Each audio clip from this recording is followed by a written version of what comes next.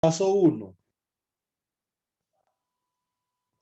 Paso uno, uno de una tiene que identificar que es una cantidad conservada, chicos. Eso es una cosa súper importante para un físico, más que importante. ¿Cuáles son las cantidades conservadas? Entonces nosotros debemos de asociar cantidades conservadas con el teorema de Nether. Nosotros vamos a trabajar mucho en mecánica cuántica. Entonces cantidades conservadas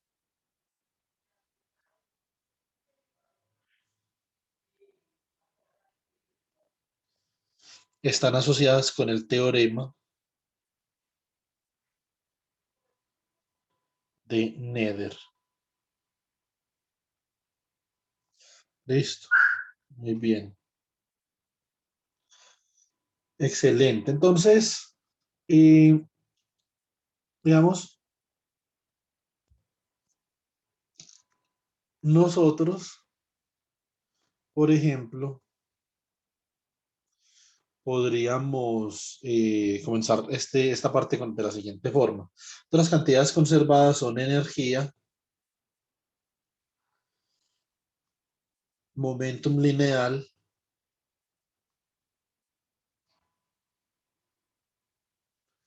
y momentum angular.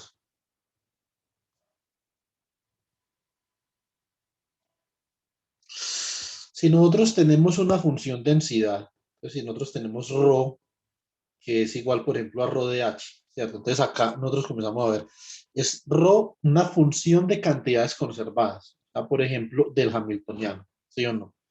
Entonces la derivada de ρ con respecto a t, que es igual al bracket de Poisson entre h y ρ, entonces esto queda como la suma desde alfa igual a 1, escriban primero el bracket de Poisson, la derivada de h con respecto a q alfa por la derivada de ρ con respecto a p alfa menos la derivada de h con respecto a p alfa por la derivada de ρ con respecto a q alfa. Si nosotros sabemos que ρ es una función de h, que es una cantidad conservada, entonces básicamente hacemos lo siguiente.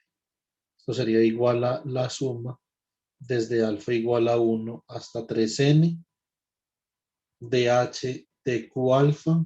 Como esto es una función de h, entonces podemos decir que esto es la derivada de ρ con respecto a h por la derivada de h con respecto a p alfa, ¿cierto? Regla de la cadena menos la derivada de h con respecto a, eh, esto sería la derivada de h con respecto a p alfa por la derivada de ρ con respecto a h por la derivada de h con respecto a q alfa, ¿cierto? Entonces acá simplemente esto es la suma desde alfa igual a 1 hasta 3n. Esto es la derivada de ρ con respecto a h, la factorizamos. Esto queda dh de q alfa por dh de p alfa menos dh de p alfa por dh de q alfa. ¿Sí o no? Y esto es igual a 0. Esto es 0 acá. 3 renglones, por ejemplo, para el hamiltoniano. ¿Sí o no?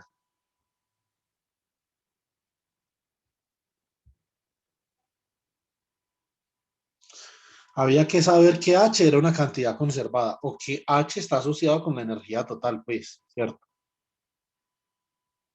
Pero ¿qué más había que saber? No había que saber nada más. ¿O sí? Escucho las opiniones Y en del... el caso que quisiéramos hacerlo con otra cantidad conservada, ¿mismo proceso? Sí, el mismo proceso. Entonces usted lo podía hacer, por ejemplo, también con el momento angular, ¿sí o no?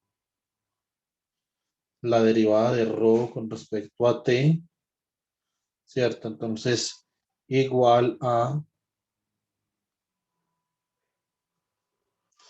Pues, por ejemplo, ¿cómo? Venga, les pregunto, antes de que sigamos, les voy a preguntar una cosa. ¿Cómo sabe uno si una cantidad es conservada en mecánica clásica? O sea, el teorema de Nether nos da las cantidades conservadas, pero ¿qué otra forma tiene uno de saber si una cantidad es conservada? ¿Hay alguna forma o no hay? Simplemente le creemos a Nether.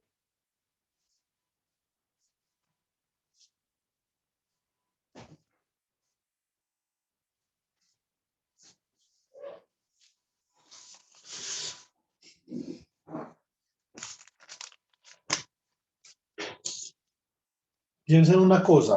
¿Qué significa que algo sea conservado? Pues que cumple las leyes de conservación, Sí, sí, pero ¿qué son las leyes de conservación? O sea, ¿qué pinta tiene una ley de conservación?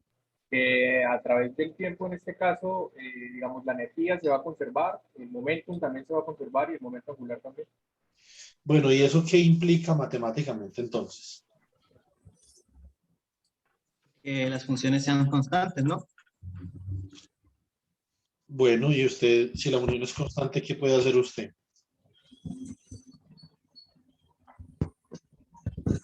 Profe, podemos decir que una magnitud se conserva cuando obviamente no cambia con el tiempo y por tanto su derivada temporal está igualada a cero. Muy bien. Le voy a dar una bonificación por esa respuesta.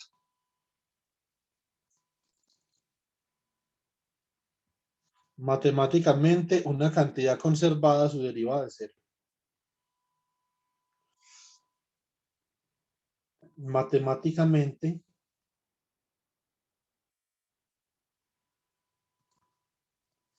si, por ejemplo, O de Q, P es una cantidad conservada,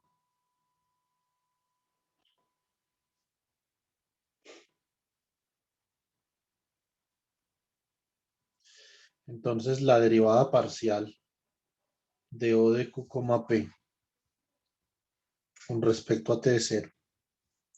Y por lo tanto, el bracket de Poisson entre O de Q, P y el hamiltoniano, que es el generador de la dinámica, es cero.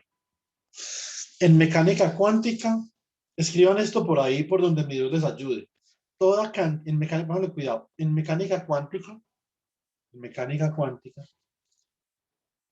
toda cantidad que conmute con el hamiltoniano es conservada. Eso es importante. Listo. Profe, ¿qué quiere decir que conmute? Disculpe la pregunta. No, está complicado responder esa pregunta porque no hemos llegado al conmutador. Yo lo estoy diciendo para los que ya vieron mecánica cuántica. ¿Sí me explico? Ah, ok, listo, profe. Es una operación muy parecida a es una operación parecida al bracket de Poisson, como yo expliqué el día de ayer. Usted en mecánica clásica tiene, por ejemplo, el bracket de Poisson entre A y B, que son dos observables, ¿cierto? Esto se puede convertir, ¿cierto? Si usted divide, eh, más bien el bracket de Poisson es análogo a 1 sobre IH barra por el conmutador entre dos operadores que representan cada observable. En mecánica cuántica los observables están definidos por conmutadores y el conmutador entre A y B es igual a AB menos BA. Y en general esto es diferente de cero. Eso significa que usted no puede conmutar operadores cuando está haciendo cálculos en mecánica cuántica. Tiene que tener cuidado cuando usted vaya a mover las variables. No las puede ir moviendo así como así.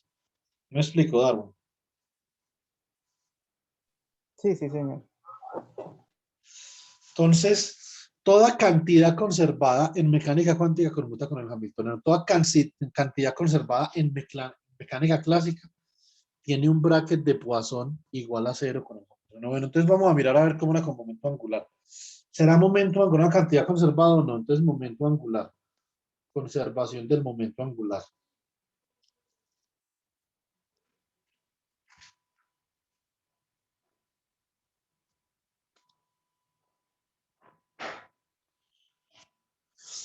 Para el momento angular,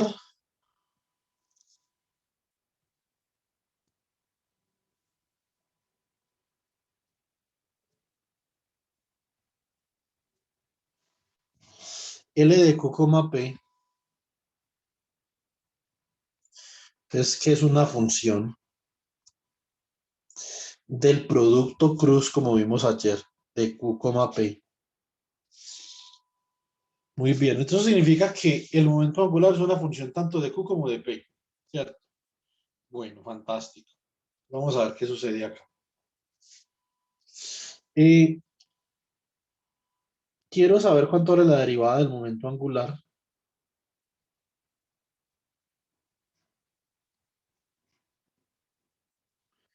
Con respecto al tiempo. Entonces, esto es la suma desde alfa igual a 1 hasta 3n de la derivada de el momento angular con respecto a P alfa, que sabemos que es diferente de cero, ¿cierto? Esto es importante, ¿sí o no? Por P alfa punto más la derivada del momento angular con respecto a Q alfa por Q alfa punto.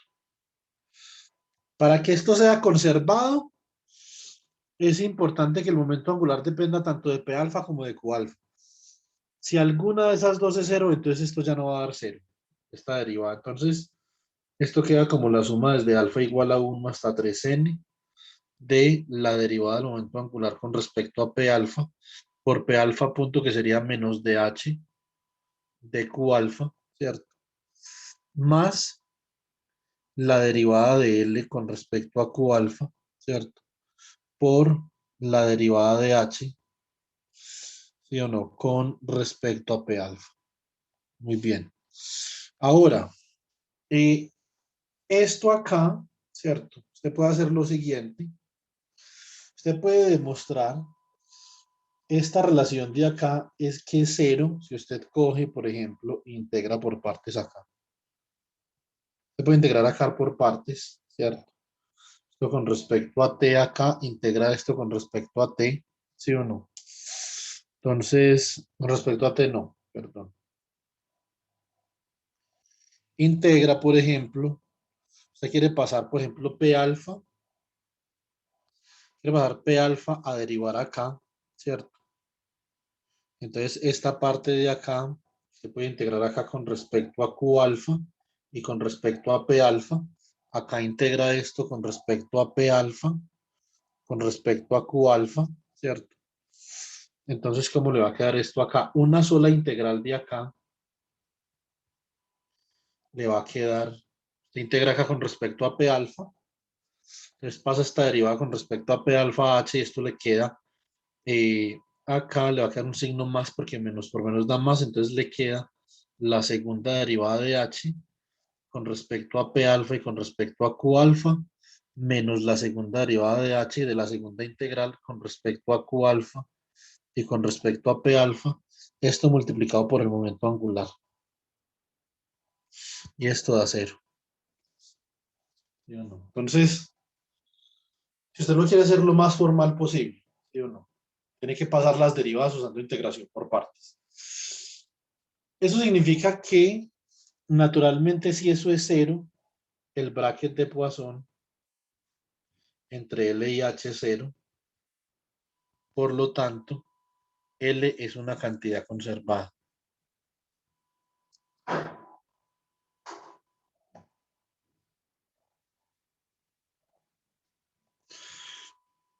Listo.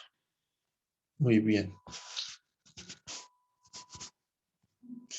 Veremos a ver entonces cómo sería el cálculo con L. Eso fue lo que preguntó Andrés, ¿cierto, Andrés?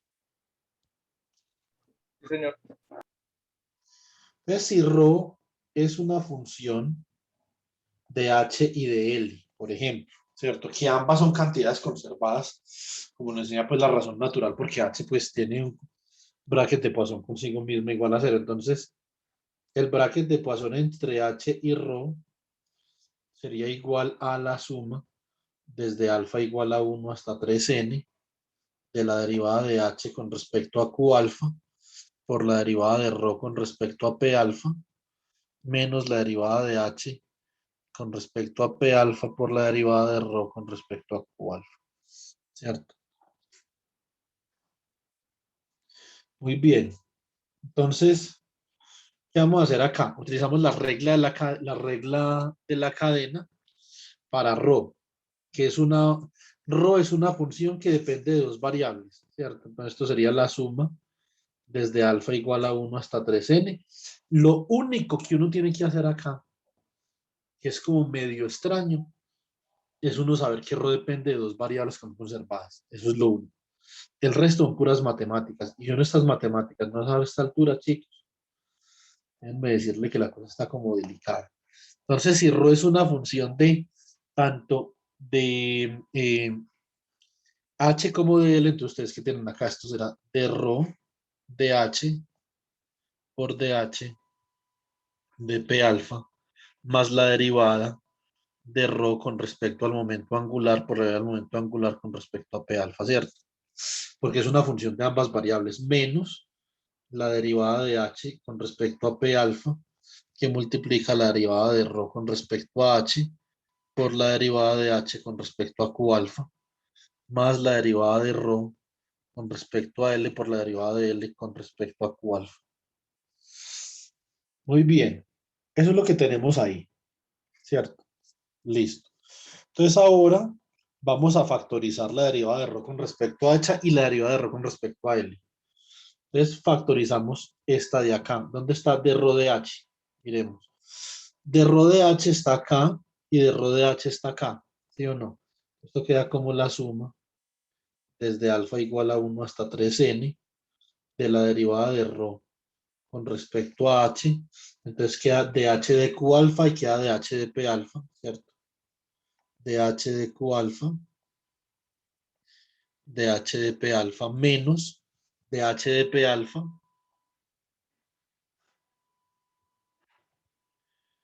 dh de q alfa. ¿Sí o no? Entonces acá más la derivada de ρ con respecto a L. Entonces queda dh de q alfa de L. Queda dl de p alfa, ¿cierto? Un segundo, yo reviso una cosa acá. De h de q alfa de L de P alfa. A ver. De H de Q alfa. Así. De L de P alfa menos de H de P alfa por DL de Q alfa. ¿Cierto? Muy bien. Esto es el bracket de Poisson entre H y H. Y este de acá es el bracket de Poisson entre H y L, que sabemos que son 0. ¿Cierto? Por lo tanto, esto da 0. Listo, Andrés. Sí, señor. Correcto. Entonces, naturalmente esto, digamos que no debe de oponerles mucha resistencia. Sobre todo, pues, ya estudiantes de octavo semestre, de séptimo, bueno, lo que sea. Entonces, hay que mirar a ver qué hay que repasar. Esto es un concepto matemático que es fundamental, que sencillamente es que si uno tiene una función de varias cosas, la derivada total de esa función. Entonces, por ejemplo, ustedes tienen una función f, es una función de x, y y z, ¿cierto? Por ejemplo. Entonces, el diferencial de f es igual a ¿quién? A la derivada de f con respecto a x por dx, más la derivada de f con respecto a y por dy, más la derivada de f con respecto a z por dz. Algo así como lo que hicimos en la transformación de Legendre. Y usted dice, bueno, yo quiero decir esto con respecto a t, por ejemplo, acá.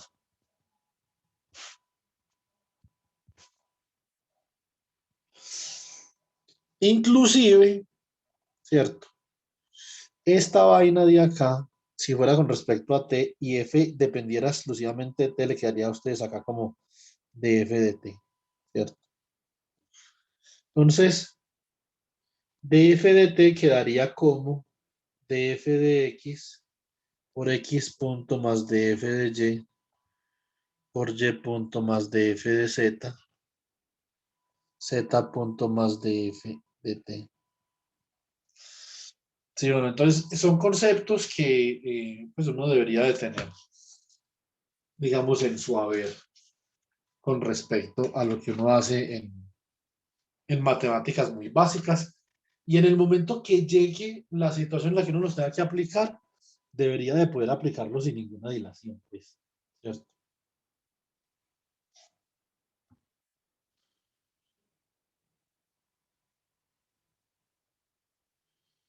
Bueno, muy bien. Entonces, y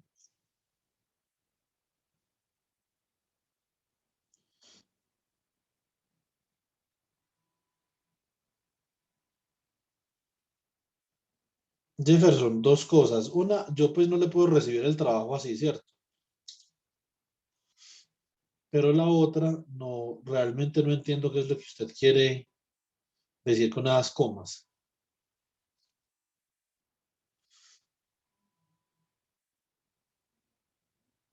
Entonces,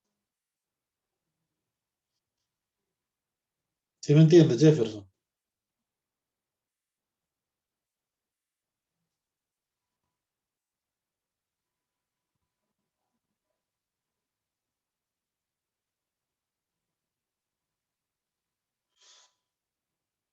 No, no, Jefferson, o sea, es que esto no son fuerzas. El trabajo, y no es cero cuando es conservativa, el trabajo es cero alrededor de una trayectoria cerrada si la fuerza es conservativa. O sea, hmm, yo lo veo muy confundido, viejo, muchísimo. Nosotros estamos hablando de fuerzas conservativas, estamos hablando de cantidades conservadas, eso es muy diferente. Son dos conceptos totalmente diferentes, Jefferson, ¿sí me entiende?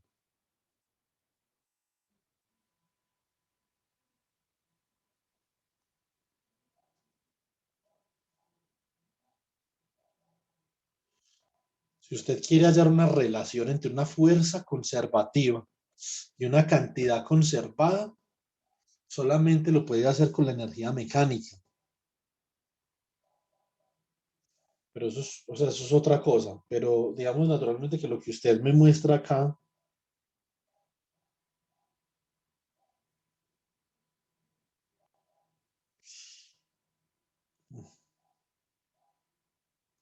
Jeffersonito, a ver quién me está escuchando, que puede interactuar. Es tan amable y abre el micrófono, por favor.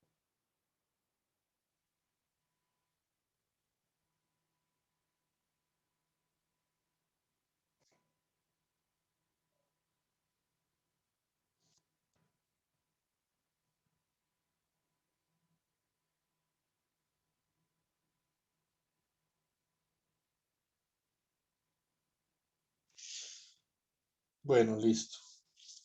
Entonces, así queda muy difícil interactuar.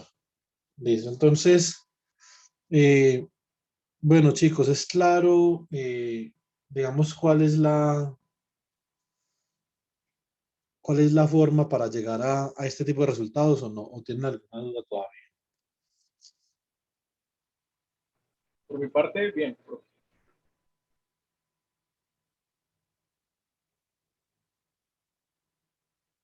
Bueno, muy bien. Eh, Usted iba por buen camino, Andrés. Yo no sé por qué no entregó el trabajo. Por lo menos yo creo que usted entendía lo que tenía que hacer. No, profe, yo estaba muy confundido con respecto a lo que tocaba hacer, la verdad. Pues, pero por lo menos había interpretado adecuadamente algunas cosas, ¿sí me entiende? Sí, sí, lo entiendo, pero pues, comenzar el trabajo y no saber por dónde empezar siquiera, no sé, es un poco abrumador. Ok. Entonces, igual, ahorita le voy a dejar una asignación a algunas personas que yo creo que posiblemente tenían como una idea. Joan Pinzón, ¿y usted qué le pasó, viejo?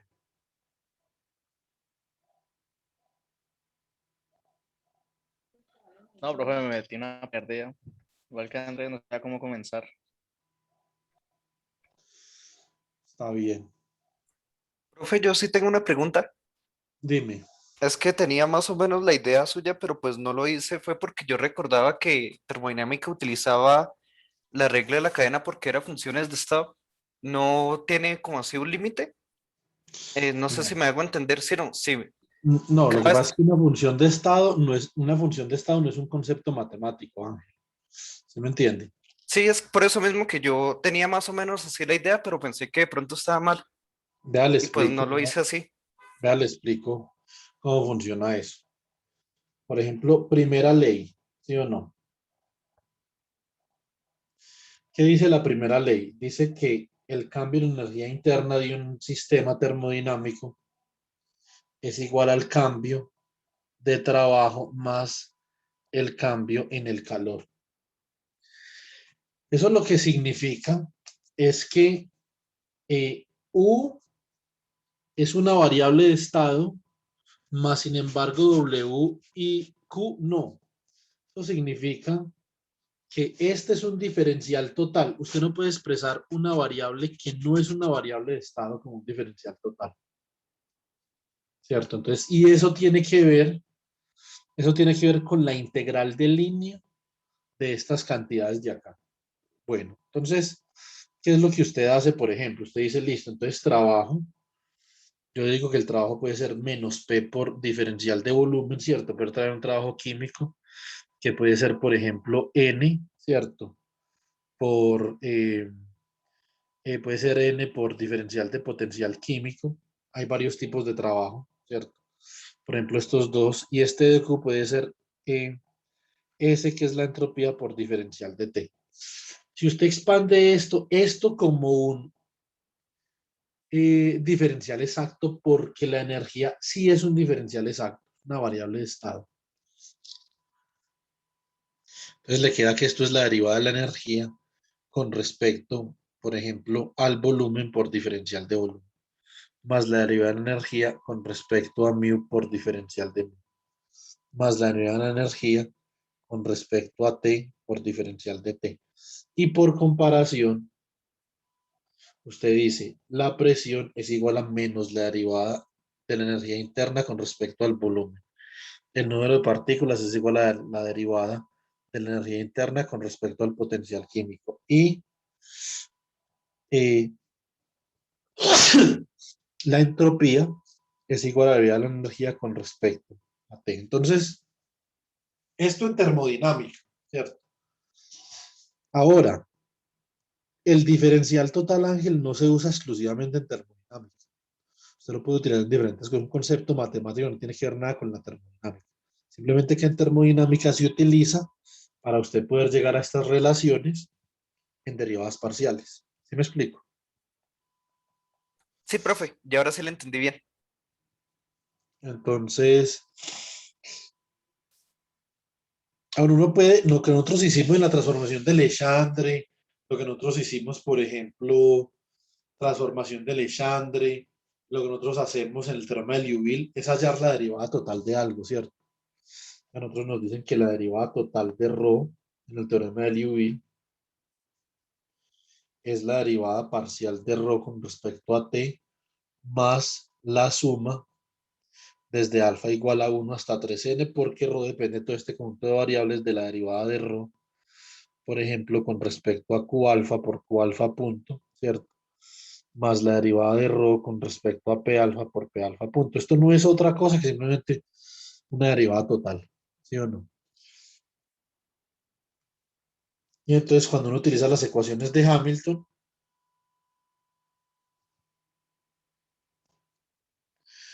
esto queda como la derivada de ρ con respecto a q alfa por la derivada de h con respecto a p alfa, ¿cierto? Menos la derivada de ρ con respecto a p alfa por la derivada de h con respecto a q alfa, porque p alfa punto es menos de h de q alfa, ¿cierto? Y esto es igual a de ρ de t menos el bracket de Poisson entre h y ρ, ¿cierto? Es simplemente son derivadas totales, pues. O sea, eso no tiene, digamos que ningún misterio. Ahí lo importante es uno darse cuenta quiénes son las cantidades conservadas. A. Y B, ¿qué pasa si una función depende de varias cantidades? Que eso simplemente la regla de la cadena. Entonces, digamos como para no psicoanalizar pues la situación. ¿Sí o no? ¿Tiene alguna otra pregunta con respecto a la asignación? o les doy la nota de la asignación.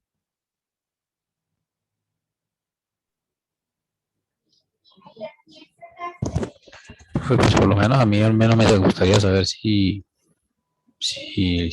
bueno, no sé, yo sé que de pronto no fue válida así, pero no sé qué tan mal está lo que hice.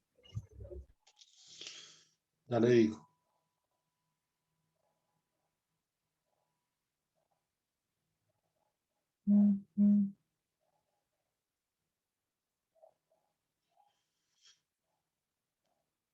Mm,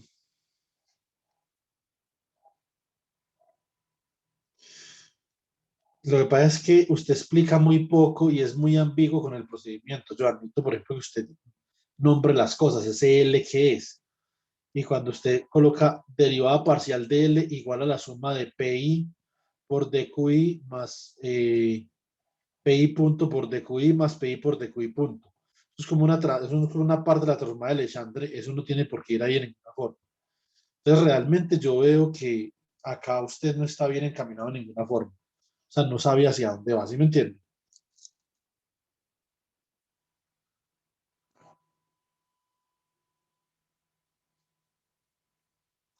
Joan, Sí, sí, señor. es que esto no se parece ni mínimamente al cálculo que yo acabo de hacer, Johan, ¿sí me entiende? Hay que hacer más cálculos, pero sobre todo, y digamos, lamento mucho decirles esto, chicos, van a tener que volver a hacer un curso de mecánica clásica. No le estoy echando la culpa a ustedes, ni le estoy echando la culpa al profesor, a ninguno de los dos.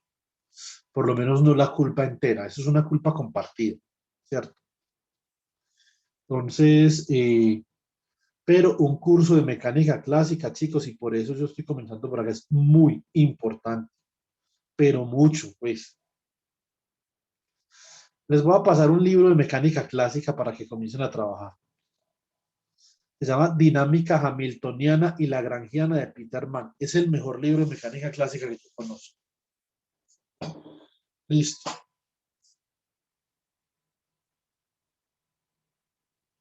Todo lo que nosotros hacemos de mecánica clásica para arriba está basado en mecánica clásica. Lo mismo los que están viendo electrodinámica. Si no fueron capaces con este tallercito que les puse en electrodinámica, la van a tener muy complicada. La electrodinámica es una materia muy dura. Entonces, yo lo que les recomiendo es que comiencen a repasar. Ese libro que yo les acabo de empezar de mecánica clásica, me parece chévere, entre otras cosas, me parece chévere, entre otras cosas, por una razón. Porque en los apéndices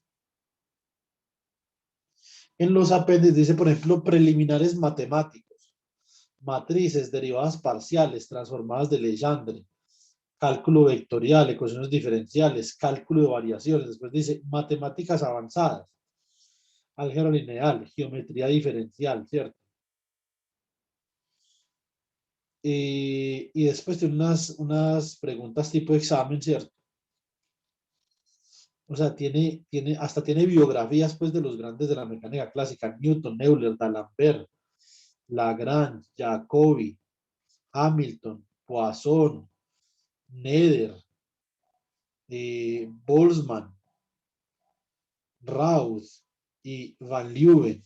Entonces, es un libro chévere, pero sobre todo hay que comenzarlo a abrir y comenzar a leer. ¿Sí o no? Porque los veo en mecánica clásica, los veo muy, pero muy atrás. Profe, una Muchísimo. pregunta. Dime. ¿Ese libro fue el que usted nos mostró la primera clase de bibliografía? Es que yo lo estaba buscando y no lo encontré en PDF. Es difícil de encontrar, yo tampoco lo había encontrado. Entonces, me lo encontró un estudiante mío de mecánica clásica. ¿Usted tiene el libro, profe? Pues ya se lo acabé de enviar ahí al grupo. Ah, ¿en serio? No me había fijado. Ah, sí, profe. Muchas gracias. Listo. Oiga, Ángel, ¿usted de dónde es? ¿De qué parte del país? Yo soy de acá de Pamplona.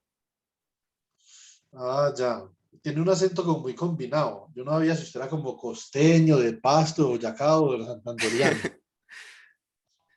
Ya me han dicho eso también antes, que a ratos parezco como que costeño. Súper combinado. En cambio, Joan Danilo sí es muy fácil de saber. Joan Danilo es de Pasto, ¿cierto, Joan? Bucaramanga, Santander, Ah, usted es santanderiano. Yo pensé que era pastuso. santanderiano, de pura cepa. Hincha del Bucaramanga, ok. No, no, no, yo soy hincha del fútbol, profesor. Puro Manchester y Liverpool. Ah, güey, pucha.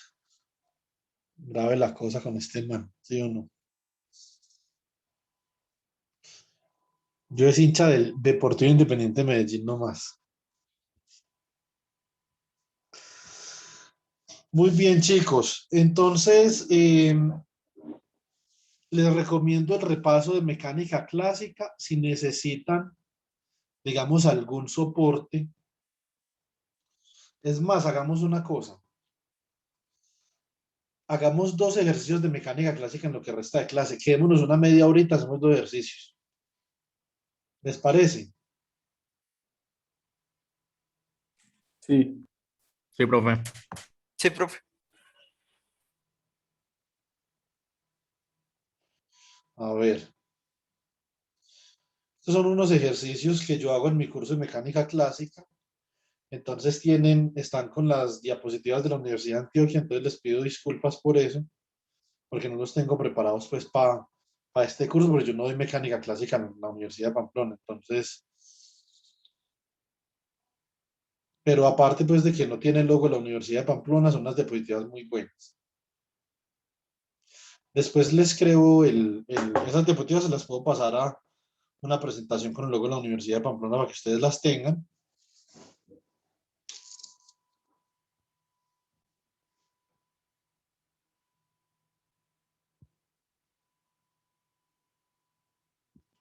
Entonces vamos a mirar a ver qué tenemos acá.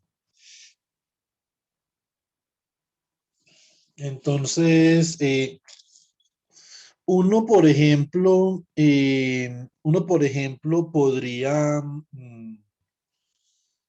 podría hacer lo siguiente, ¿cierto?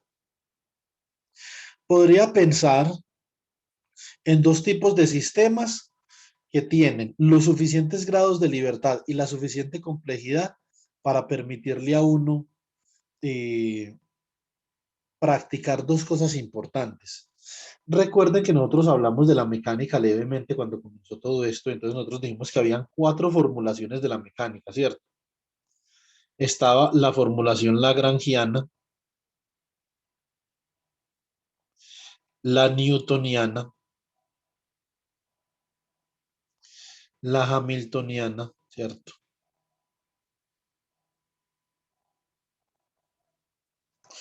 Y la de Hamilton-Jacobi.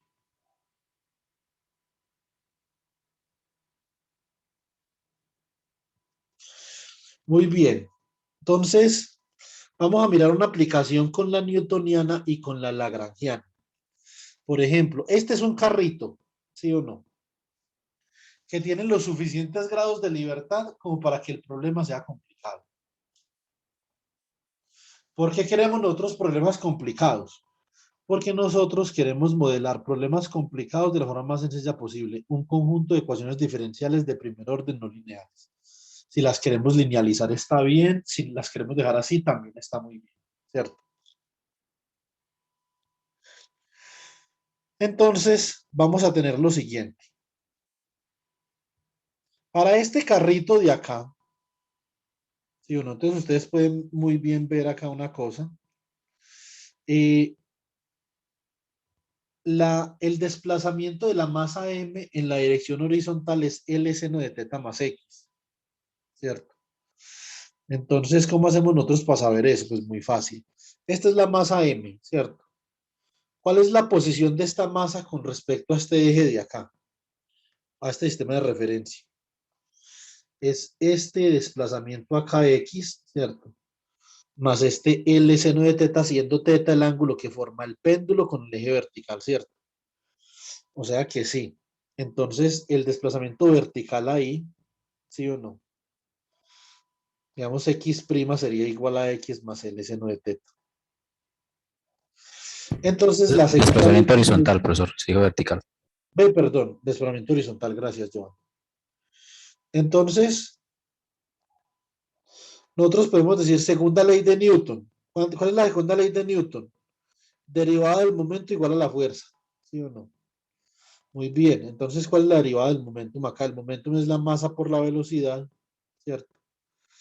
Entonces, la derivada del momento sería la masa por la derivada de la velocidad, o sea, la aceleración. Muy bien, entonces esto sería masa por x' dos puntos, que sería simplemente la masa por la segunda derivada con respecto al tiempo de x más L seno de teta.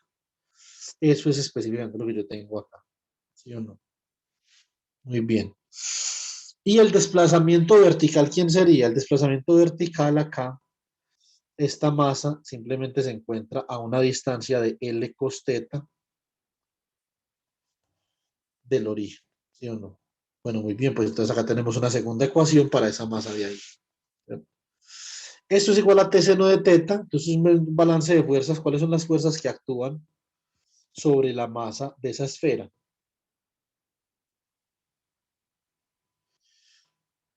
Sencillo, en dirección X. En dirección X hay una fuerza que va en esta dirección, ¿cierto? Y en dirección Y hay una fuerza que va en esta dirección. Las dibujé como no eran. Entonces, una fuerza que va en esta dirección, que sería Tx, una fuerza que va en esta dirección, que sería Ty. Por lo tanto, la sumatoria de las fuerzas en Y sobre Fy sería igual a M por el desplazamiento de la segunda derivada, o sea, la segunda derivada de L cos teta con respecto al tiempo, y esto sería igual a Ty menos Mg, pero Ty es T cos teta, ¿cierto? Menos Mg. Bueno, muy bien. Entonces acá tenemos esta segunda ecuación de acá. Ahora, la masa del carro, que ustedes pueden ver fácilmente que con la masa del carro, simplemente tenemos la fuerza que viene sobre el carro, ¿cierto? Muy bien. Menos T seno de teta, ¿cierto? Listo.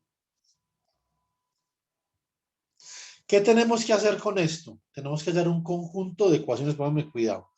Hay que hacer un conjunto de ecuaciones que nos permitan a nosotros hallar el desplazamiento y los ángulos. ¿Cuáles son las variables del problema? Queremos saber cuánto vale teta, cuánto vale teta punto, queremos saber cuánto vale x y cuánto vale x punto. Tengan eso presente. Muy bien. Entonces tenemos una ecuación cinemática para el carrito, ¿cierto? Y entonces cuando nosotros utilizamos el valor de la tensión en la expresión para la esfera, entonces obtenemos una ecuación cinemática en términos de la masa del carrito, ¿cierto? Y de la fuerza U, la fuerza que se está aplicando sobre el carrito, ¿cierto? Para el ángulo teta que está formando el péndulo con el eje vertical. Muy bien. Ahora, nosotros podemos evaluar esta expresión de acá muy fácilmente. Estos x dos puntos, ¿cierto? Y derivamos esto con respecto al tiempo, sale L. Esto es teta punto, ¿cierto? Por la derivada del coseno hay que derivar otra vez. Entonces esto queda teta dos puntos por el coseno más otra vez sale teta, entonces queda teta punto al cuadrado por el seno, ¿cierto? Muy bien, simplemente son derivadas, nada del otro mundo. Ahora vamos a reemplazar la expresión que acabamos de obtener acá en la ecuación 4. Miremos a ver cuál es la ecuación 4 en esta ecuación de acá. O sea que queda esa expresión igual a U menos MX dos puntos, ¿cierto? Muy bien. Entonces la expresión de arriba igual a U menos MX dos puntos, ¿cierto?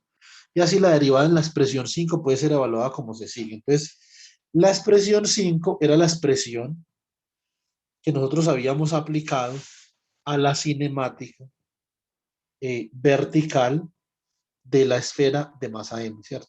Muy bien, entonces calculamos esta derivada. La derivada del coseno es menos seno, o sea que esto queda menos L, derivada interna que es teta punto por el seno de teta, y derivamos de nuevo. Entonces, ¿cómo queda esto? Derivamos teta punto, queda teta 2 puntos por seno de teta. Derivamos otra vez seno de teta, queda teta punto por coseno de teta y por teta punto a teta punto cuadrado por coseno de teta, ¿cierto? Fantástico. Tenemos otra ecuación acá. Muy bien. Entonces así nosotros, a ver, si nosotros evaluamos, esta sería la ecuación 5, esta ecuación de acá, ¿cierto? Entonces nos queda m seno de teta por esa derivada igual a coseno de teta por u menos mx 2 puntos coseno de teta menos mg seno de teta, ¿cierto? Entonces, a ver, acá le reemplazamos ese valor de la derivada acá, ¿cierto? Por seno de teta, expandimos, queda m seno al cuadrado de teta menos ml teta 2 puntos menos ml teta punto al cuadrado, seno de teta por coseno de teta. Esto es igual a coseno de teta por u menos mx 2 puntos coseno menos mg seno, ¿cierto? Listo. Ahora vamos a hacer una cosa. Queremos eliminar a teta 2 puntos de acá. Vamos a eliminar a teta 2 puntos y vamos a aplicar una operación. Multiplicar la ecuación 7 por seno cuadrado y sumarla con la expresión 9 por coseno. Ya les voy a explicar por qué hago eso. Eso es importante. Entonces tenemos la ecuación 7, ¿cierto? ¿Quién es la ecuación 7 acá? Es esta de acá. Entonces tiene mx 2 puntos más ml teta 2 puntos coseno de teta menos ml teta punto cuadrado seno de teta. ¿Qué es lo que quieren hacer ahí? Lo que quieren hacer es multiplicar esa expresión, ¿cierto? Por seno cuadrado, ¿cierto? Y la expresión 9 por coseno. Vamos a ver qué pasa si multiplicamos esta expresión de acá por seno cuadrado. Si la multiplicamos por seno cuadrado, entonces nos queda acá, nos queda mx 2 puntos seno cuadrado, ml teta 2 puntos cos teta, seno cuadrado de teta menos ml teta punto cuadrado, seno al cubo de teta, ¿cierto? Bueno, muy bien. Entonces acá tenemos la multiplicación de la ecuación 7. Esta es la parte del lado derecho, ¿cierto? Y acá tenemos la ecuación 9 multiplicada por coseno, ¿sí o no? Muy bien, vamos a sumar. ¿Qué pasa si sumamos esto? Entonces nos queda acá mx 2 puntos seno cuadrado, fantástico. Pero acá nos va a quedar lo siguiente. Acá tenemos coseno de teta seno cuadrado, ¿cierto? Y acá tenemos también coseno de teta seno cuadrado. Acá tenemos, entonces esto quedaría un segundo. Muy bien. Pero esto es con un signo menos, acá es con un signo más, esto es con un signo menos, ¿cierto? Son idénticas las expresiones y esta expresión de acá, entonces, ¿cómo queda? Voy a factorizar de acá ml teta punto cuadrado con un signo menos, un seno de acá y un seno de acá, arriba queda seno cuadrado, acá queda coseno cuadrado y esto vale 1, ¿cierto? Vamos a ver para la parte derecha de las ecuaciones. U seno cuadrado más U coseno cuadrado, entonces esto da simplemente U porque eso vale 1. Y acá tenemos mx 2 puntos, seno cuadrado más coseno cuadrado, esto vale 1, ¿cierto? Y nos queda menos mg seno de teta coseno de 2 teta. Bueno, entonces tenemos una ecuación relativamente simple, que es esta de acá. Y ya no tenemos teta 2 puntos, ¿sí o no? ¿Qué pasa si reorganizamos la ecuación? Vamos a factorizar x 2 puntos, ¿cierto?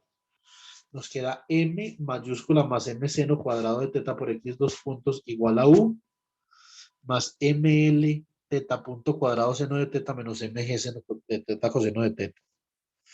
Bueno, muy bien. Entonces, a ver, pensemos qué más podemos hacer acá.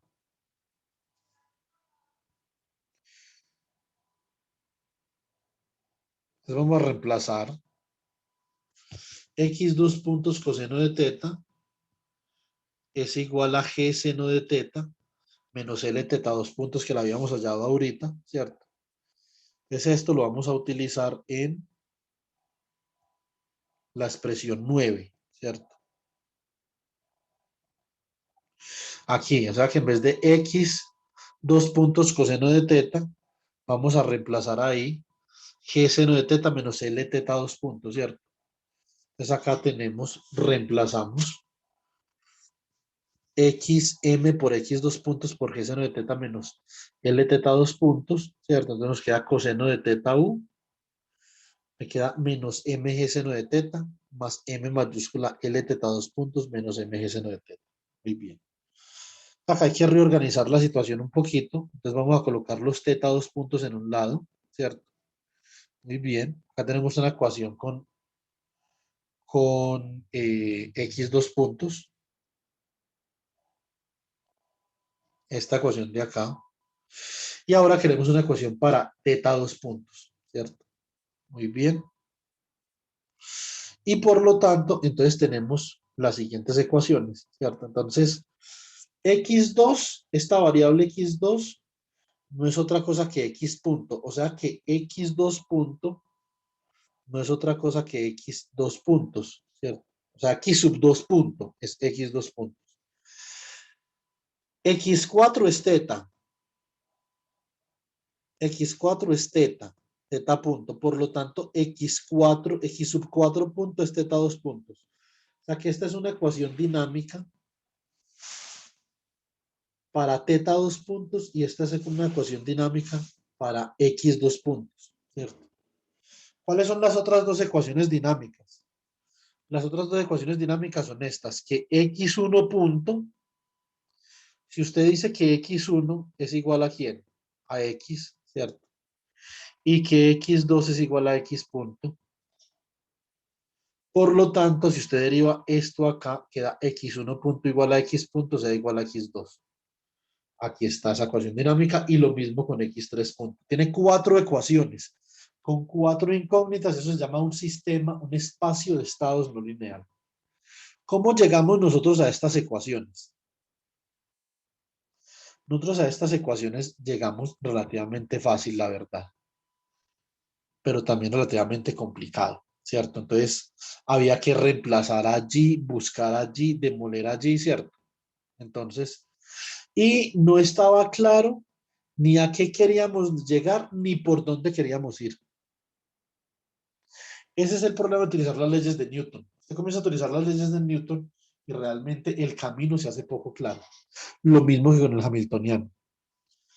Cuando uno utiliza el lagrangiano, es bastante claro qué es lo que uno quiere alcanzar. Primero que todo, con el lagrangiano, usted tiene un conjunto de coordenadas Q y Q punto. ¿Qué sabe usted? Usted sabe que quiere ecuaciones dinámicas para esto.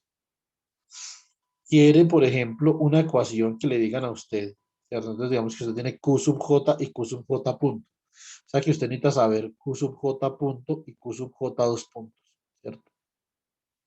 Y esto se le da a las ecuaciones de Euler-Lagrange. Es más directo hallar la dinámica por Euler-Lagrange que por cualquier otro método. A pesar de que sucede lo que nosotros discutimos en clase el día de ayer. La interpretación de Euler-Lagrange no es completamente transparente, ¿cierto? Entonces, transparente. ¿Quién me preguntó? Andrés, ¿cómo? Está cayendo un aguacero terrible acá en el... Ah, ya, ya. O sea, Andrés, ayer discutimos, usted no sabe quién es el lagrangiano. Entonces no está completamente claro desde la perspectiva física cuál es la interpretación que se le da al lagrangiano. ¿Sí me explico?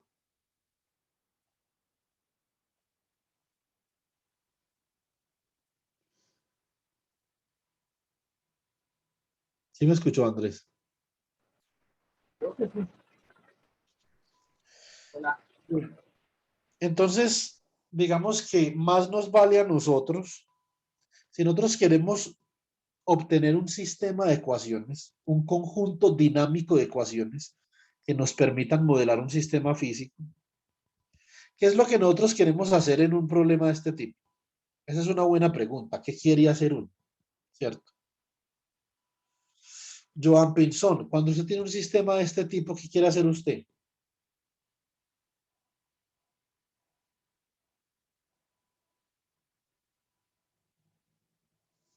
Por la parte newtoniana, sí. No, eso es una descripción. ¿Qué quiere hacer usted con el sistema? Usted tiene el sistema en el laboratorio. ¿Qué es lo que usted quiere saber sobre ese sistema? Controlar las variables que desconocemos. No sé. Pues lo que pasa es que eso es una respuesta muy ambigua. Me gustaría que fuera más preciso. ¿Sí me entiende?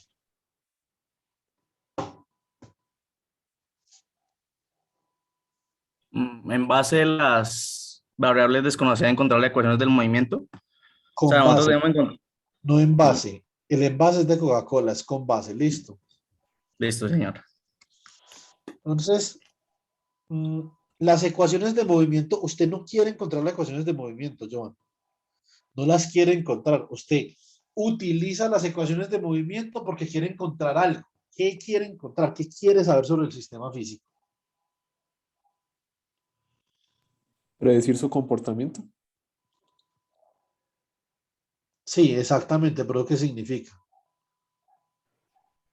Pues por lo Supongo que menos sería en este ejemplo sería, pues, quiero saber cómo se comporta la masa cuando está en ese carrito. Entonces, para eso hacemos uso de las ecuaciones que encontramos, para predecir después de qué instante, en qué, en qué posición va a estar la pelota o el carro. Tenemos dos masas primero que todo, ¿sí o no? Tenemos dos masas. Tenemos la masa del carro, ¿cierto? Entonces, si no, que este acá se borró, que es M mayúscula. Y tenemos la masa de la esfera. El centro de gravedad del carro está a una distancia X del origen. Yo quiero saber dónde está el carro en todo tiempo T y cuál es su velocidad. Eso sería predecir el comportamiento del carro. ¿Qué significa predecir el comportamiento de algo en física? Saber dónde está y a qué velocidad va. Dicho de otra forma, saber dónde está y qué está haciendo. ¿Sí o no?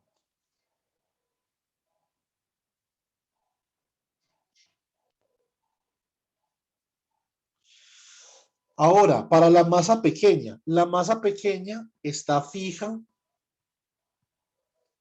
de este punto del carro que está a una distancia X del origen. Esa masa pequeña que es del péndulo invertido simplemente va a comenzar a oscilar alrededor de este eje de acá.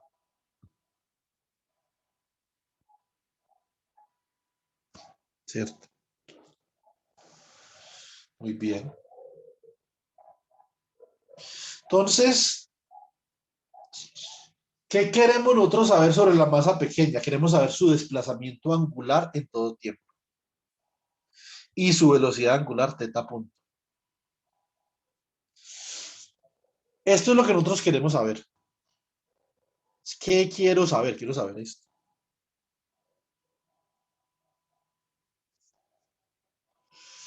Entonces, la pregunta ahora, que es un poquito diferente, ¿cómo hago para saber lo que yo quiero saber? Esa sería la pregunta.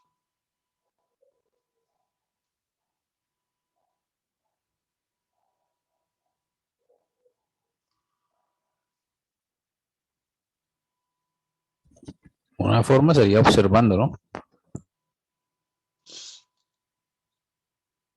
Pues, o sea, usted observando y anotando, midiendo, digamos, con un compás o con un transportador, cuál es el ángulo, pues, en el que está esa esfera en cada momento, eso queda como berraco. ¿Sí me entiende? Entonces, pero digamos que sí, pues, se mide y anota, para este tiempo, la esfera se encuentra a tantos grados del eje vertical y esta es su velocidad. Digamos que sí. Pero entonces matemáticamente, ¿cómo hacemos para descubrir o cómo hacemos para resolver los interrogantes que nos hemos planteado? ¿Que cuáles son? ¿Quién es X? Escogiendo las coordenadas,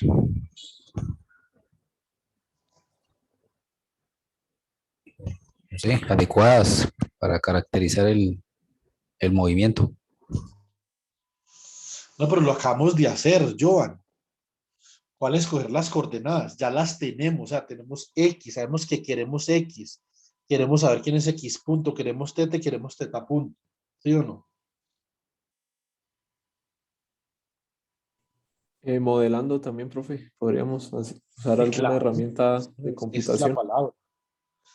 Con un modelo matemático, ¿cierto?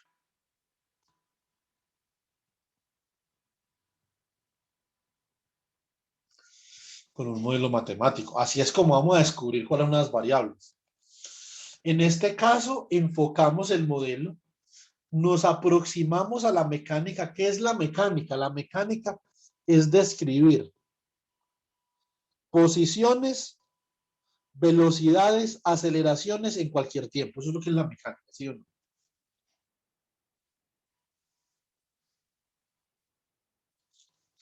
Entonces, eh, saber cómo cambian estas variables con el tiempo tiene que ver con la parte dinámica, ¿cierto?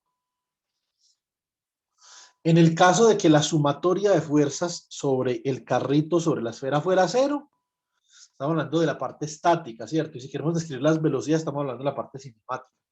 Entonces, un modelo matemático. Para nosotros poder obtener un modelo matemático de un chisme de estos, ¿qué necesitamos? Necesitamos, por ejemplo, aplicar las leyes de Newton, ¿sí o no?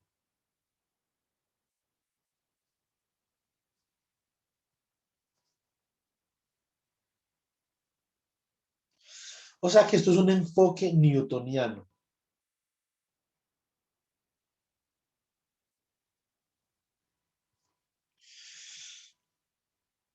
Hay una cosa muy interesante de este tipo de problemas. Póngame cuidado. Este tipo de problemas está hecho a la medida del enfoque hamiltoniano. O más bien, el enfoque hamiltoniano está hecho a la medida de este tipo de problemas. Ustedes pueden definir, por ejemplo, digamos que X es Q1. O sea que X punto es Q1 punto. Teta es Q2. O sea que teta punto es Q2 punto. Puede escribir usted un lagrangiano que depende de Q1, Q1 punto, Q2 y Q2 punto. Y aplicando derivada del lagrangiano con respecto a Q sub J menos la derivada con respecto al tiempo de la derivada del lagrangiano con respecto a Q sub J punto igual a cero, haya usted las ecuaciones de movimiento, haya usted la dinámica más directamente. Acá nos tocaba reemplazar en un lado, reemplazar en el otro. Es mucho más directo utilizar el enfoque lagrangiano. En últimas, uno debería llegar a esto, que son las ecuaciones no lineales de estado, y uno podría utilizar un computador para resolver este sistema de ecuaciones, ¿cierto? No debería tener en un principio ningún problema. Eso se puede solucionar muy fácil, por ejemplo, con un Runge, Euler o alguna cosa, ¿cierto? Entonces, eso lo podemos hacer después, como para hacer alguna práctica computacional. Ahora, tengo un segundo sistema, el péndulo doble. No es lo mismo que el péndulo invertido, es diferente. Si ustedes ven ese chisme ahí, y ustedes comienzan a pensar, bueno, ¿qué será que hace eso? Cuando ustedes comienzan a pensar lo que hace eso, ¿qué se les ocurre? Se les ocurre que qué queremos saber sobre ese sistema. ¿Quién me dice?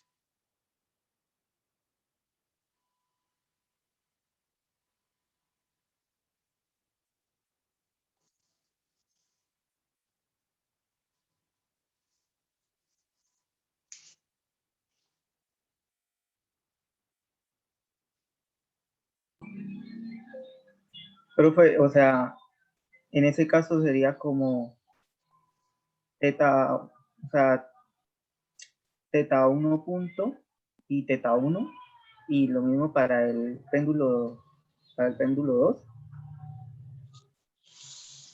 Espectacular, Darwin. Maravilloso. Vamos a ver cuánto sacó usted en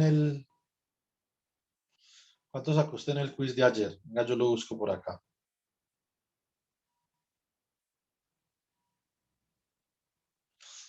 Es que usted está como Valderrama Darwin, ¿cierto? Sí, señor. Mijo, así no lo va a encontrar nunca. En el asunto ponga Darwin 2 puntos, entrega el taller 1.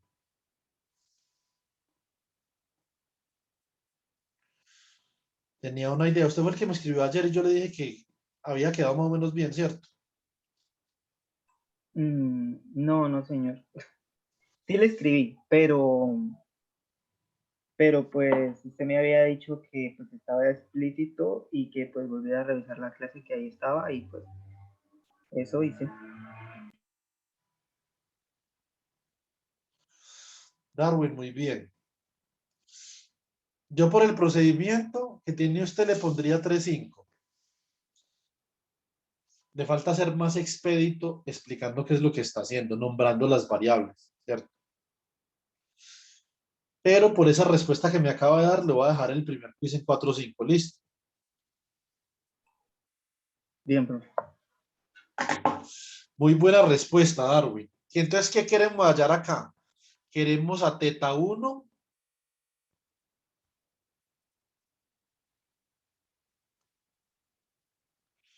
teta 1 punto, teta 2 y teta 2 punto. Un péndulo doble tiene dos tipos de energía cinética. Olvidémonos de la energía potencial, ¿cierto? No significa que yo quisiera un lagrangiano que dependa de teta 1, teta 1 punto, teta 2 y teta 2 punto. O sea que, por ejemplo, como si fuera Q1, Q1 punto, Q2 y Q2 punto, ¿cierto?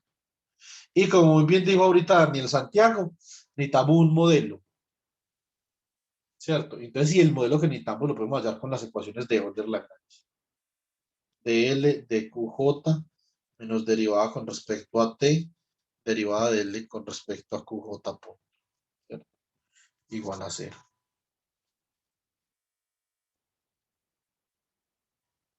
Muy bien. Entonces, pero la energía cinética de ese péndulo doble tiene dos aristas muy importantes. Ustedes pueden ver que el péndulo doble, en la medida que se comienza a articular, así como ustedes pueden ver ahí que él va cambiando como de posición. Ahí está como sombreado. Eso significa que la coordenada del centro de masas del péndulo doble cambia de posición. Eso es un problemilla, digamos que un poquito harto de trabajar. Porque eso significa que la energía cinética del péndulo doble va a ser una energía cinética traslacional más una energía cinética rotacional. La energía cinética traslacional es un medio de la masa por ejemplo, por Q punto al cuadrado. Y la energía cinética rotacional es igual a un medio del momento de inercia, ¿cierto? Por teta punto al cuadrado, sea lo que eso sea lo que signifique.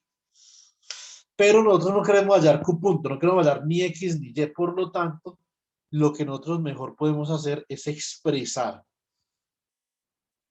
las variables traslacionales en términos de las variables rotacionales. Y eso es lo que estamos haciendo acá. Teniendo en cuenta naturalmente el centro de masas, porque es la posición del centro de masas la que se está trasladando, ¿cierto? Entonces la energía cinética traslacional es con respecto a la posición del centro de masas. Entonces expresamos las coordenadas del centro de masa de la primera varilla en términos de teta 1 y la de la segunda varilla en términos de teta 1 y de teta 2. Y escribimos el lagrangiano. Cinética menos potencial. Entonces, energía traslacional más energía rotacional menos la cinética. Pero el lagrangiano no depende de las velocidades explícitamente hablando, sino que depende de la derivada del razonamiento, que es lo mismo, pues, una dependencia funcional. Muy bien. Entonces, ¿cómo nos queda esto? La velocidad 1 al cuadrado sería x1 punto cuadrado más y1 punto cuadrado.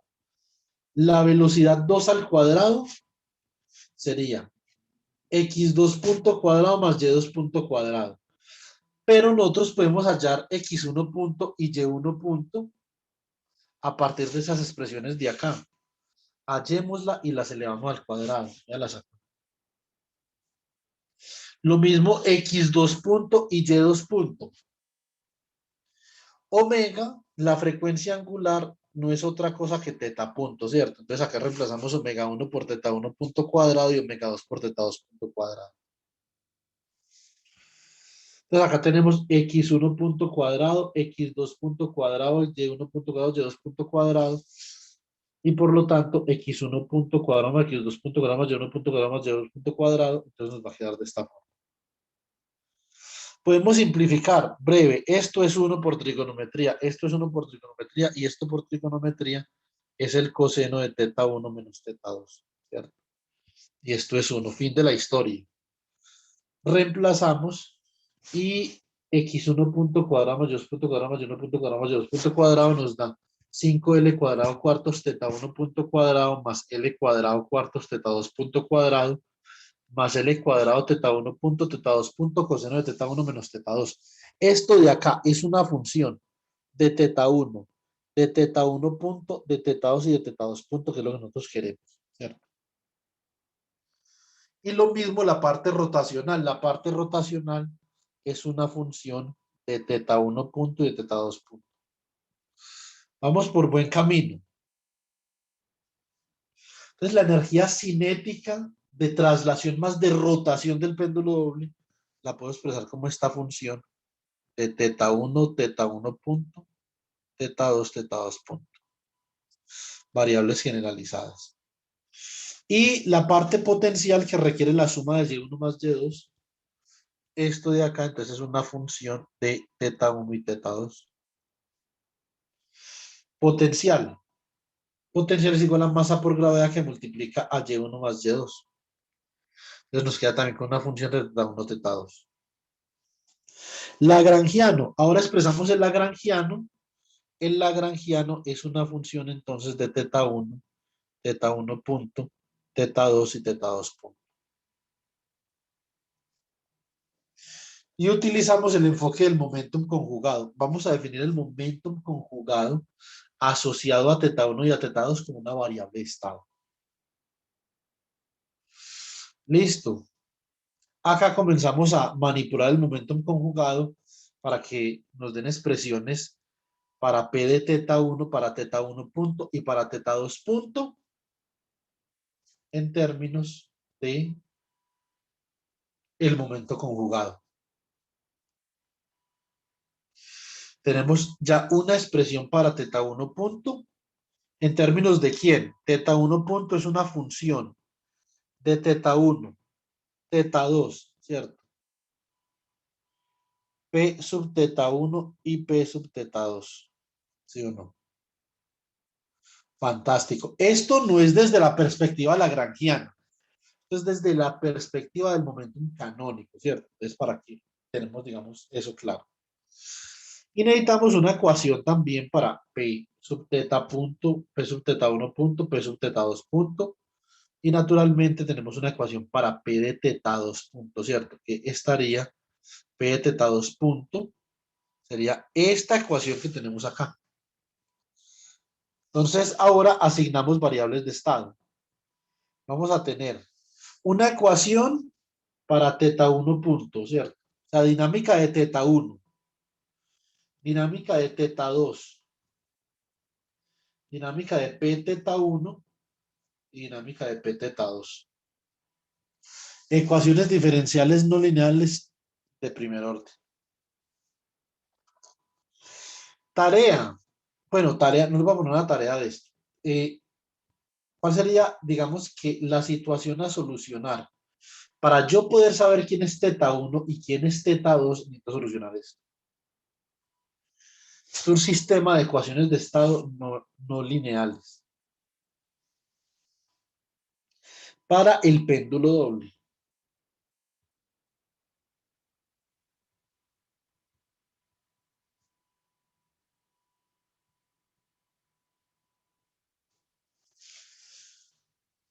Yo tengo una pregunta. ¿Será que para el péndulo invertido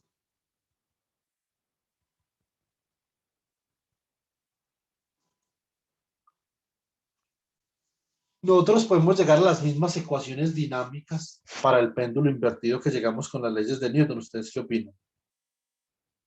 Estás de acá.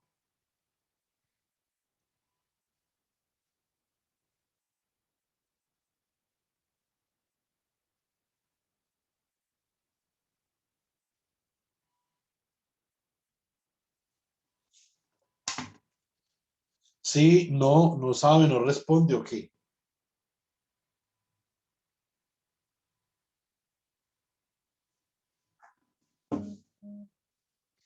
Esa es una pregunta que yo ya respondí en clase y que el profesor Néstor también les debió haber respondido.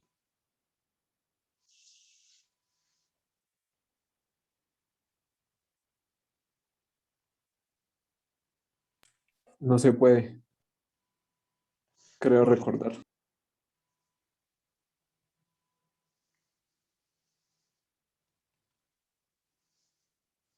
¿Alguien tiene una respuesta diferente?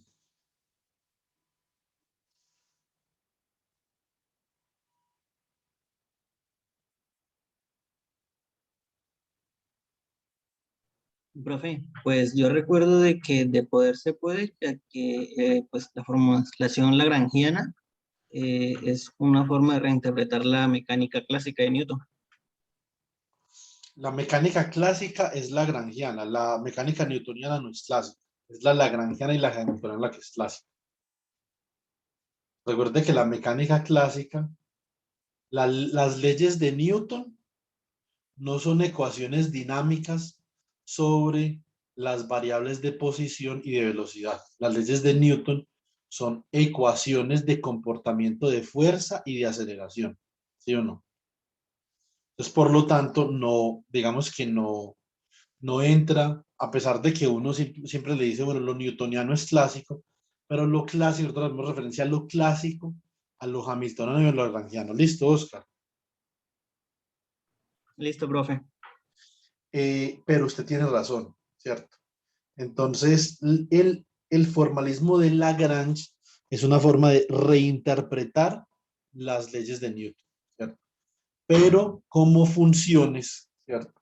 Como funciones de las posiciones y de las derivadas de las posiciones sin hacer una referencia explícita a la fuerza, ¿cierto? Pues eso es el formalismo de Lagrange.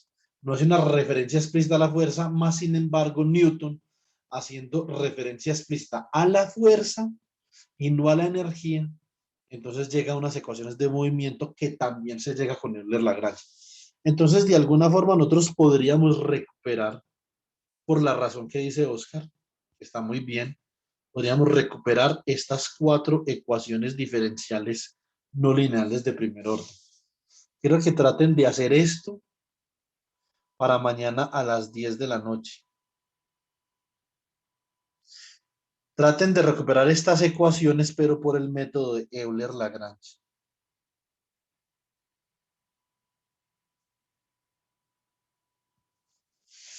Nosotros lo hicimos por el método de Newton. Vamos a ver si por el método de Euler-Lagrange llegamos. Y nos vamos a acostumbrar, naturalmente esto no es un curso de mecánica, pero tratemos de acostumbrarnos que cuando trabajemos con mecánica, si queremos hallar ecuaciones de movimiento, utilicemos lagrangiano. El lagrangiano es una forma muy directa de llegar a las ecuaciones de movimiento. El hamiltoniano es una forma muy fácil de interpretar la física. Esas son básicamente las dos ventajas que tiene, o sea, la ventaja del enfoque lagrangiano y la ventaja del enfoque hamiltoniano.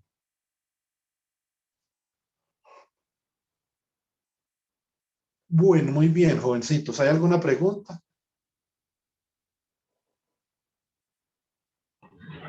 Profe, entonces habría, digamos, como una mayor, no sé cómo decirle, como facilidad usar el lagrangiano porque no se usan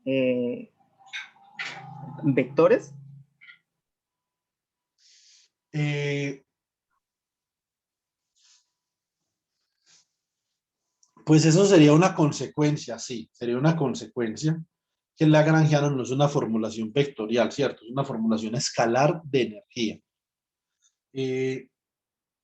Pero el lagrangiano, digamos que la potencia del lagrangiano radica en que el lagrangiano lo que quiere hacer es determinar cuáles son las posiciones y las derivadas de las posiciones de forma tal que una función de posiciones y de derivadas de posiciones minimice un funcional. Eso es lo que hace el lagrangiano. Entonces el lagrangiano per se, desde sus muy inicios, lo que está buscando es resolver las posiciones y sus derivadas. Eso es lo que busca el lagrangiano. Eso no es lo que buscan las leyes de Newton. Eso sale en las leyes de Newton como una consecuencia de la aplicación de ecuaciones y de imposiciones sobre la fuerza. ¿Sí me entiende, Darwin? Sí, sí, señor. Sí, señor. Ahora, el hamiltoniano, eso sí, el hamiltoniano es muy claro sobre lo que significa el hamiltoniano y lo que puede hacer por nosotros el hamiltoniano. El lagrangiano no, digamos que es el pecado del lagrangiano. Que el lagrangiano es una formulación matemática de algo que no se entiende bien y como no se entiende bien lo podemos asociar con un observable, ¿cierto? Entonces, pero el hamiltoniano se entiende muy bien, más sin embargo no hay nada que se compare con el lagrangiano en términos de la potencia para uno resolver problemas en mecánica. El lagrangiano le entrega a uno directamente un sistema de ecuaciones diferenciales para uno resolver. Aplique el lagrangiano, ya tiene el sistema de ecuaciones diferenciales porque está resuelto. Con el hamiltoniano tiene que dar más vueltas. Entonces, el lagrangiano es potente para escribir las ecuaciones de movimiento. El hamiltoniano es potente para interpretar qué significan las ecuaciones de movimiento. Y ambos son muy importantes. Listo, chicos.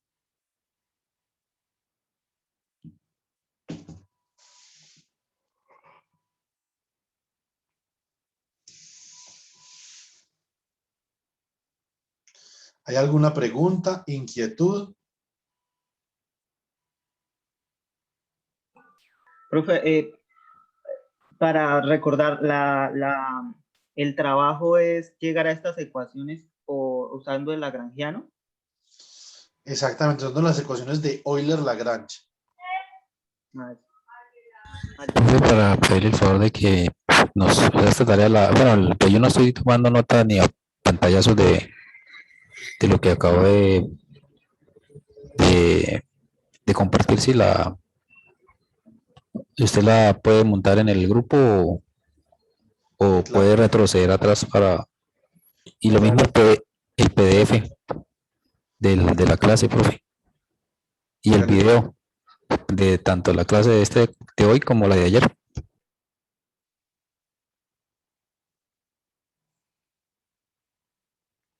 No, la clase de ayer yo se la subí.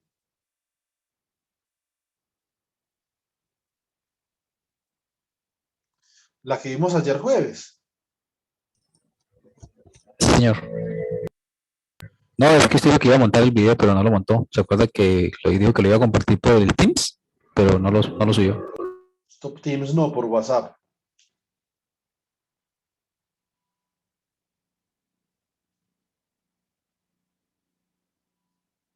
¿Sí Joan, ¿me escuchó o no?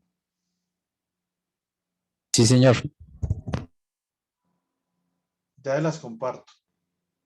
La tengo con aquí para compartir, la tengo con el logo de la Universidad del Valle. No la tengo con el logo de la Universidad de Pamplona, entonces después coloco el logo de la Universidad de Pamplona y se la subo, listo. Profe, disculpe, no sé si podría hacer eso por esta noche o enviar las diapositivas.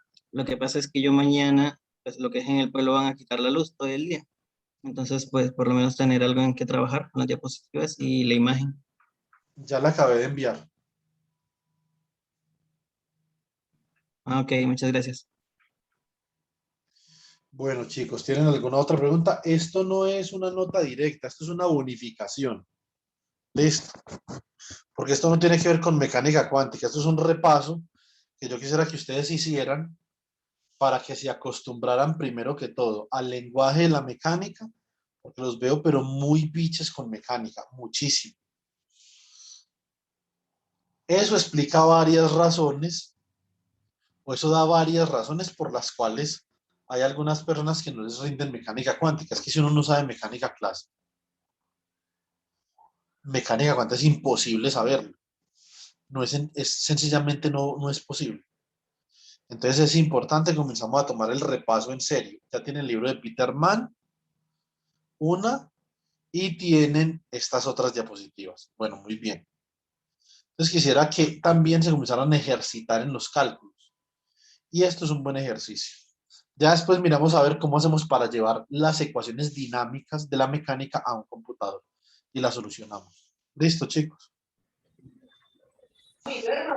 Listo. Listo, profe. Dale, profe. Listo, chicos. Entonces nos vemos el martes, pues. Que pasen buen fin de semana. Bueno, profe, Gracias. igualmente.